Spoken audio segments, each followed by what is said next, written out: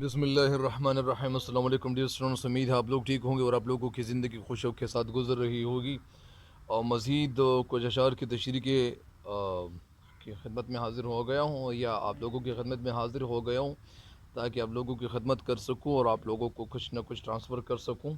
تو اللہ تعالیٰ کے فضل و کرم سے، اللہ کی مہربانی سے آپ لوگ ہمیں دعاؤں میں یاد رکھیں۔ اللہ تعالیٰ آپ لوگوں کو خسر خرور کرے ہر میدان میں، ہر جگہ۔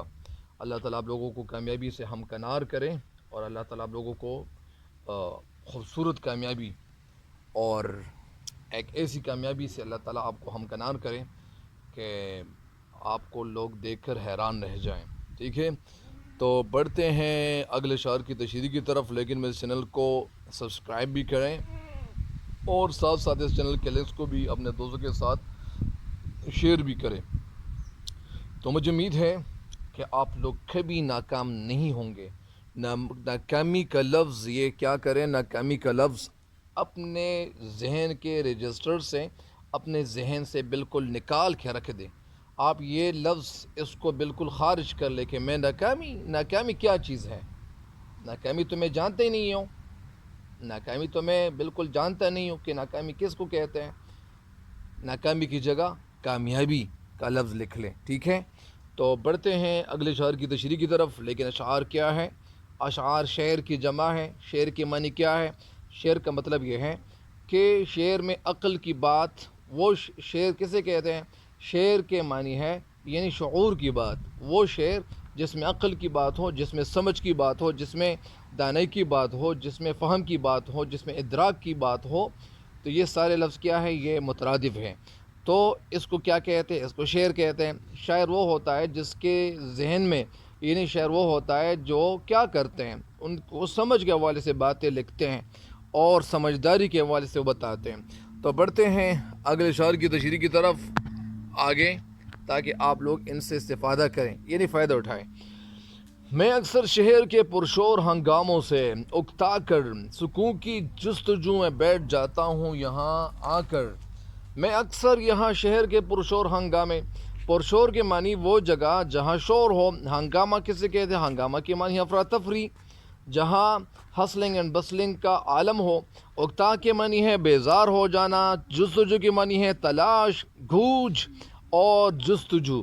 بیٹھ جاتا ہوں یہاں آ کر، یعنی میں اکثر شہر کے پرشور ہنگاموں سے اکتا کر، یعنی جب میں شہر کے پرشور اور شور و غل جو ہنگامے برپا ہوتے ہیں، جو ہنگامے پیدا ہوتے ہیں، وہ افراتفری سے جب میں اکتا جاتا ہوں، مجھے تھکن محسوس ہوتی ہیں، تو میں یہاں آ کر سکون کی جستجو میں بیٹھ جاتا ہوں۔ یہاں میں سکون کی تلاش میں، یہاں آ کر سکون کی تلاش میں یہاں آ کر میں بیٹھ جاتا ہوں، یعنی یہ تو اس کا مطلب ہے۔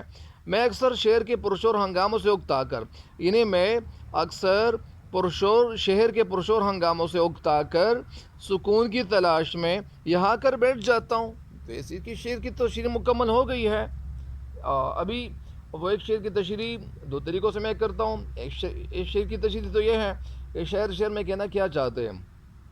شعر میں حفیظ جالندھری شعر میں کہنا یہ چاہتے ہیں کہ لاہور شہر کے شور شرابے، ہنگامے اور افراتفری سے جب میں گھبرا جاتا ہوں، تھک جاتا ہوں، تھکن کا شکار ہو جاتا ہوں، تو پھر میرے دل کو سکون ملنی چاہیے ہوتی ہے، یا میرے دماغ کو تھوڑا سا سکون ملنا چاہیے ہوتا ہے، تو میں پھر کیا کرتا ہوں؟ تو پھر میں اپنے گھر سے نکلتا ہوں سکون کی تلاش میں، اطمینان کی تلاش میں، اور خوشی کی تلاش میں، راحت کی تلاش میں میں قطب الدین ایبک کے مزار پر، قبر پر آ کر حاضری دیتا ہوں، یہاں بیٹھ جاتا ہوں۔ کیوں بیٹھ جاتا ہوں؟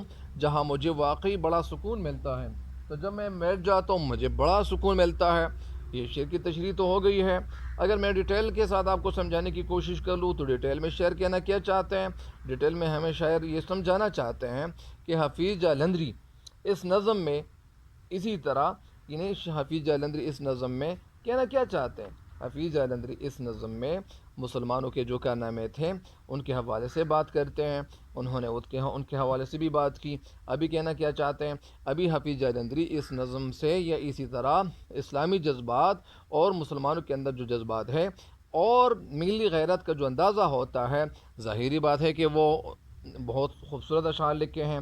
انہیں اپنے اسلاف سے، وہ مسلمان جو ہمارے پہلے لوگ گزرے تھے، بڑی محبت تھی. وہ مسلمان کی عظمت، بلندی اور عظمت جو پرانے دور کی تھی، میٹھی میٹھی یادوں سے دل کا سکون حاصل کرتے ہیں. ان کی اکثر نظمیں ان کے داخلی جذبات کی عکاسی کرتی ہے. عکاسی کی نہیں، وہ خوب تصویر کھینچتی ہے. اس شعر میں کہنا کیا چاہتے ہیں؟ شعر میں کہنا یہ چاہتے ہیں کہ جو میں دنیا کی پریشانیوں، الجھنوں، ہنگاموں، افراتفریوں سے میں تنگ آ جاتا ہوں، تو میں دلی سکون کی تلاش میں، تاکہ میرے دل کو سکون ملے، میں اس مزار کا، اس قبر کا، اس جگہ کا میں رخ کرتا ہوں. میں یہاں پہ آنے لگتا ہوں، آتا ہوں. مرنے کے بعد بھی اس بندہ خدا کے جو فیوز ہے، جو فیض ہے، جو برکات ہے، اتنے زیادہ ہے کہ میں یہاں آ کر ذہنی آسودگی حاصل کر لیتا ہوں. پھر کیا کرتا ہوں؟ ذہنی آسودگی یعنی خوشی حاصل کرتا ہوں. یہاں میں جب چند لمحے گزارتا ہوں تو مجھے بڑا سکون ملتا ہے. اسی دوران میرا ذہن جو ماضی، جو پاس ٹائم کے جو دریچے تھے یا اسی وہ طرح وہ واقعات تھے، وہ میں اسی واقعات کو، ان واقعات کو جب میں سوچنے کی کوشش کرتا ہوں، تخیل میں چلا جاتا ہوں، تو اس دور تک میں خود کو پانے کی کوشش کرتا ہوں. خود کو اس دور پہ یعنی میں وہ پہنچ جاتا ہوں جب ہندوستان پر ان کے حکم کے بغیر یعنی پرندہ بھی پر نہیں مار سکتا تھا. تو پرندہ بھی پر نہیں مار سکتا تھا. وہ اللہ تعالیٰ اور حضور نبی کریم حضرت خاتم الانبیاء صلی اللہ علیہ وسلم کے سچے شیدائی تھے، سچے عاشق تھے، اور قرآن و سنت کے اصولوں پہ، اصل کی جمع کیا ہے؟ اصول ہے. اصولوں پہ یا قرآن و سنت کے اصول پر سختی سے کاربند تھے، اور یعنی ان کو فالو کرتے تھے، ان پہ عمل پیرا ہوتے تھے. جس طرح علامہ اقبال رحمۃ اللہ علیہ ایک جگہ کہتے ہیں کہ عمل سے زندگی بنتی ہے جنت بھی جہنم بھی، یہ خاک اپنی فطرت سے نہ نوری ہے نہ ناری. تو یہ اسی طرح ایک شعر ہے. تو شاید میں الفاظ میں غلطی بھی کر لوں، لیکن کرنا یہ چاہیے کہ وہ سختی سے پابند تھے. یہی وجہ تھی کہ دنیا کی نعمتیں ان کی جھولیوں میں جس طرح پکے ہوئے آم ہوتے ہیں، پھکے ہوئے آموں کی طرح وہ پھل ان کی جھولی میں وہ گرتے تھے. ان کا کردار کتنا تھا، آئیڈیل تھا. یہی وجہ ہے کہ ان کے مزارات آج بھی قلبی، آئیڈیل کا مطلب مثالی تھا. یہی وجہ ہے کہ ان کے مزار آج بھی قلبی و روحانی سکون فراہم کرتے ہیں. قلبی دلی دل کو کہتے ہیں، روحانی روح سے جڑی ہوئی بات کو کہتے ہیں. سکون کے معنی کیا ہے؟ خوشی. خوشی کے معنی سکون بھی ہے، اور ڈھارس بھی ہے، اطمینان بھی ہے، راحت بھی ہے، فرحت بھی ہے، انبساط بھی ہے، آسودگی بھی ہے، شادمانی بھی ہے، اور بہت ساری معنی ہے، بہجت بھی ہے. ان کا کردار مثالی تھا. یہی وجہ ہے کہ ان کے مزار آج بھی قلبی روحانی سکون کے لیے میں یہاں آتا ہوں، مجھے سکون ملتا ہے. ہمیں بھی ان کی طرح مثالی انسان بننا چاہیے. یہ واقعات ہمیں اس لیے سنائے جاتے ہیں کہ ان واقعات کا سن کر ہمارے دل پہ اثر ہو کہ وہ لوگ کیا تھے. مسلمان جب مسلمان ہو جائیں تو پھر ان کی وجہ سے غیروں کے دلوں پہ وہ لرزہ طاری ہو جاتا ہے، وہ لرزہ براندام ہو جاتے ہیں. تو اس شعر کی تشریح مکمل ہو گئی ہے. اگلا شعر کیا ہے؟ اگلا شعر یہ ہے کہ تخیل مجھ کو لے جاتا ہے ایک پرہول میدان میں، جہاں باہم بپا ہوتی ہے جنگ آبوں انسان میں. تخیل کے معنی خیالات، تصور. ایک پرہول کے معنی کیا ہے؟ خوفناک. میدان کی جمع میادین ہے. باہم بپا کے معنی ہے شروع ہونا، آغاز ہونا، شروع ہو جانا. انبوہ کے معنی کیا ہے؟ ہجوم، یا لوگوں کا، انسانوں کا جو ہجوم ہے، زیادہ لوگوں کو کیا کہتے ہیں؟ انبوہ. تخیل مجھ کو لے جاتا ہے ایک پرہول میدان میں، میرا تخیل، میرا خیال، میں خیال ہی خیال میں ایک خوفناک میدان میں خود کو محسوس کرتا ہوں، جہاں باہم بپا ہوتی ہے جنگ ابو انسان میں، اور جہاں پہ وہ شروع ہو چکی ہوتی ہے، کوئی جنگ لڑی جا رہی ہوتی ہے اور انسان آپس میں لڑ رہے ہوتے ہیں. انبو انسان میں وہ آپس میں مسلمانوں اور کافروں کے درمیان جنگ لڑی جا رہی ہوتی ہے. تو اسی وجہ سے میں اسی میدان میں خود کو پانے کی کوشش کرتا ہوں. میں جب سوچتا ہوں تو سوچتے سوچتے اس میدان تک میں پہنچ جاتا ہوں. تو یہ تو تھی اس کی مختصر تشریح. ابھی اس کی جو تفصیلی تشریح ہے وہ کیا ہے، اس شعر کی تشریح ایک دفعہ پھر سنیں مختصر طور پر. شعر میں کہنا یہ چاہتے ہیں، حفیظ جلندری شعر میں کہنا یہ چاہتے ہیں کہ جب میں سکون و اطمینان کی خاص کیفیت میں ڈوب جاتا ہوں.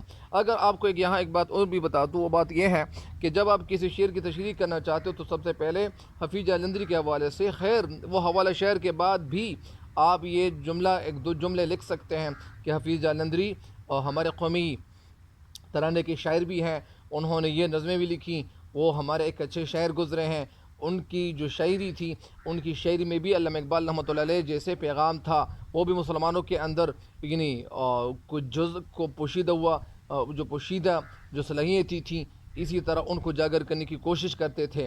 تو اسی طرح دو تین جملے ضرور لکھا کریں تاکہ آپ کی تشریح کیا ہو، وہ اچھی ہو، اور وہ ایسی ہو کہ آپ کی تشریح جب جو چکر ہوتا ہے، جو امتحان یا جو پرچہ چک کرنے والا ہوتا ہے، وہ ان کو فوراً پتہ چل جاتا ہے کہ یہ جو طالب علم ہے، طالب العلم، طالب کے معنی طلب کرنے والا، علم کے معنی یعنی علم کی طلب کرنے والا، تو ان کو فوراً پتہ چل جاتا ہے کہ یہ جو طالب علم ہے، طالب العلم ہے، ان کے پاس نالج ہے، اسی وجہ سے یہ انہوں نے شعر کی تشریح اس طرح کی ہوئی ہے۔ تو ظاہری بات ہے کہ جب بھی ہم کہیں جا رہے ہوتے ہیں یا کسی جگہ جانا ہوتا ہے تو سب سے پہلے ہم کیا کرتے ہیں، دروازے کھٹکھٹاتے ہیں یا نوکنگ کرتے ہیں، یا اسی طرح وہاں گھنٹی لگی ہوئی ہوتی ہیں تو ہم گھنٹی بجاتے ہیں، تب کوئی جا کر ہمارا کوئی دوست وہاں، ہمارا کوئی فرینڈ، ہمارا کوئی کلاس فیلو وہاں اپنے گھر سے نکلتا ہے۔ آج کل تو وہ سسٹم تھوڑا سا چینج ہے کہ ہم موبائل کے ذریعے ایس ایم ایس کرتے ہیں یا اسی طرح، بہرحال تو یہی طریقہ ہمیں بھی اختیار کرنا چاہیے کہ شعر کی تشریح میں ہمیں فور یہ نہیں کرنا چاہیے کہ شعر میں کہنا یہ چاہتے ہیں۔ میں تو اس لیے آپ کو بتاتا ہوں تاکہ یہ اس میں کم سے کم آپ کا وقت بھی لگے اور آپ کو فائدہ زیادہ ہو۔ بہرحال اس کی مختصر تشریح ایک دفعہ پھر سنیں۔ شعر میں کہنا یہ چاہتے ہیں کہ جب میں سکون اور اطمینان کی تلاش میں ایک خاص کیفیت میں ڈوب جاتا ہوں تو میری تصور کی آنکھ مجھے ایک ایسے خوفناک میدان میں لے جاتی ہے، ایسے میدان میں لے جاتی ہے جہاں انسان کو ایک بہت بڑا ہجوم ہو، جہاں آپس میں وہ سارے لوگ جنگ میں مصروف ہوتے ہیں۔ تو اسی وجہ سے یہ تو مختصر تشریح ہے۔ تفصیلی تشریح یہ ہے کہ حفیظ جالندھری کی جو نظمیں ہیں وہ اس میں ہمارے لیے ملی جذبہ ہمیں دکھائی دیتا ہے، اور حفیظ کی نظمیں ہماری ملی شاعری میں اہم مقام رکھتی ہیں۔ اپنی نظموں میں انہوں نے اپنے بزرگوں کے کارنامے بڑی خوبصورت انداز میں انہوں نے بیان کیے ہوئے ہیں۔ اس شعر میں کہنا یہ چاہتے کہ جب میں قطب الدین ایبک کے مزار پر حاضری دینے آتا ہوں تو میرے خیالات مجھے شاندار ماضی کی طرف لے جاتے ہیں، جہاں شہاب الدین محمد غوری اور قطب الدین ایبک نے ترائن کے میدان میں تاج الدین یلدوز کو شکست دی تھی اور گرفتار کر کے بیدائیوں میں قید کر دیا تھا۔ کتنا شور ہوتا ہوگا، کتنی تلواریں آپس میں ٹکرائی ہوئی ہوں گی، تکبیروں کے نعرے بلند ہوئے ہوں گے، فضا میں گونج پیدا ہو چکے ہوں گے، اسلام کا جھنڈا میدان میں لہراتا رہا ہوگا۔ کفر کے اندھیرے ختم کرنے کے لیے ان مجاہدین نے سر توڑ کوشش کی تھی، کتنی کوششیں کی ہوں گی۔ یہ سارا منظر، یہ سارا جو منظر ہے، وہ جو سینری ہے، وہ ساری سینری میری آنکھوں کے سامنے آ جاتی ہے، سارا منظر میرے آنکھوں کے سامنے پھیل جاتا ہے، میری آنکھوں کے سامنے ایک فلم کی طرح وہ سین وہ چلتا وہ دکھائی دیتا ہے۔ میں ان کی شان و شوکت اور روب دبدبے سے دشمنوں کی صفوں میں یعنی وہ جو ایک کھلبلی پیدا ہوتی ہے، ایک ہلچل پیدا ہوتا ہے، میں اسی ہلچل کو، میں اسی کھلبل کو، میں اس کے جو روب ہے، میں اس روب کو دیکھتا ہوں تو پھر یعنی میں حیران ہو جاتا ہوں۔ یا اسی طرح وہ خود مختار ریاستوں کی حد بندیوں پر اسلام کے جو جھنڈے تھے انہوں نے گاڑ دیے تھے، انہوں نے تاریخ کو رقم کیا تھا اور آقا اور مالک کو ایک ہی سب میلہ کھڑا کر دیا تھا، اللہ کے قانون کو جاری کر دیا تھا۔ تو یہ لوگ اتنے کارنامے انہوں نے کیوں دیے تھے، سر انجام کیوں دیے تھے؟ ظاہری بات ہے کہ مسلمان تب تک لڑتا ہے کہ جب تک اسلام کا بول بالا نہ ہو، جب تک اسلام ہر جگہ پھیلا نہ ہو، تو ہر شخص اپنی عزت اور مال کو محفوظ سمجھنے لگا تھا۔ تو ظاہری بات ہے کہ جب اسلام کا مطلب کیا ہے؟ اسلام کا مطلب یعنی پاکستان کا مطلب کیا؟ لا الہ الا اللہ محمد رسول اللہ صلی اللہ علیہ وسلم، تو صلی اللہ علیہ وآلہ وسلم، تو مطلب کیا ہے کہ اسلام کیوں کہتے ہیں؟ سلامتی کا دین ہوتا ہے، اس میں ایک انسان سلامت ہوتا ہے۔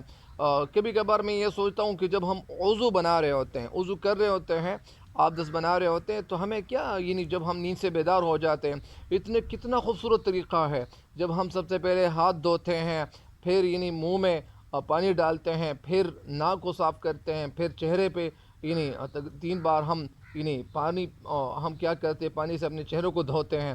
تو اسی طرح یہ کتنا خوبصورت طریقہ ہے، کتنا خوبصورت دین ہے کہ یہ کتنا آسان دین ہے اور کتنا خوبصورت طریقہ ہے۔ جب ہم صبح کی نماز پڑھتے ہیں تو پھر کیا ہو جاتا ہے؟ اللہ تعالیٰ یعنی اسی طرح ایک دفعہ کسی نے ایک صحابی رضی اللہ عنہ سے دریافت کیا کہ آپ کتنی عبادت کرتے ہو، آپ کا کتنا وقت عبادت میں گزرتا ہے؟ تو صحابی رضی اللہ تعالیٰ عنہ کہنے لگے، فرمانے لگے کہ ہم سارا دن عبادت ہی میں رہتے ہیں، عبادت ہی کرتے رہتے ہیں۔ تو پھر جواب دیا کہ وہ کس طرح؟ تو پھر وہ صحابی رضی اللہ تعالیٰ عنہ نے فرمایا کہ انہوں نے فرمایا کہ وہ اس طرح کہ جب ہم صبح کی نماز پڑھتے ہیں تو صبح کی نماز سے لے کر صبح کی نماز سے لے کر ظہر کی نماز تک ہم تو دنیاوی کام کرتے ہیں لیکن وہ بھی ہمارے عبادت میں شامل ہے۔ تو یہ کتنی خوبصورت بات ہوتی ہے، اور جب ہم صبح کی نماز نہ پڑھیں تو بڑی خطرناک بات ہوتی ہے۔ اللہ تعالیٰ ہم سب کو اس دنیا سے کامل ایمان کے ساتھ روزہ فرمائے۔ تو یہی بتاتا ہوں کہ نہیں چاہتا ہوں، یہی چاہتا ہوں کہ ہمیں وقت پہ سونا چاہیے، اور جب ہم وقت پہ نہیں سوئیں گے، ہم بعد میں سوئیں گے تو پھر بڑی خطرناک بات ہوتی ہے۔ اللہ تعالیٰ ہماری اصلاح فرمائے۔ تو یہی اس شعر کی تشریح مکمل ہو گئی ہے، اور ظاہری بات ہے کہ اس شعر کی تشریح مکمل ہو گئی ہے، یا دو شعر کی تشریح میں کر چکا ہوں۔ تو شاعر یہی کہنا یہی چاہتے ہیں، ان کا مطلب یہی تھا، اور یہ خوبصورت طریقے سے انہوں نے یعنی اپنے آراء کو، اپنی رائے کو ہم تک پہنچانے کی کوشش کی ہوئی ہے۔ تو دو شعر کی تشریح مزید ہو گئی ہے۔ مجھے امید ہے کہ آپ ان اشعار کی تشریح سے بھی انشاءاللہ استفادہ کرو گے، فائدہ اٹھاؤ گے۔ اللہ تعالیٰ آپ لوگوں کو دنیا اور آخر دونوں جہانوں کی کامیابی عطا کریں، اور تب تک کے لیے اجازت چاہتا ہوں۔ اللہ حافظ۔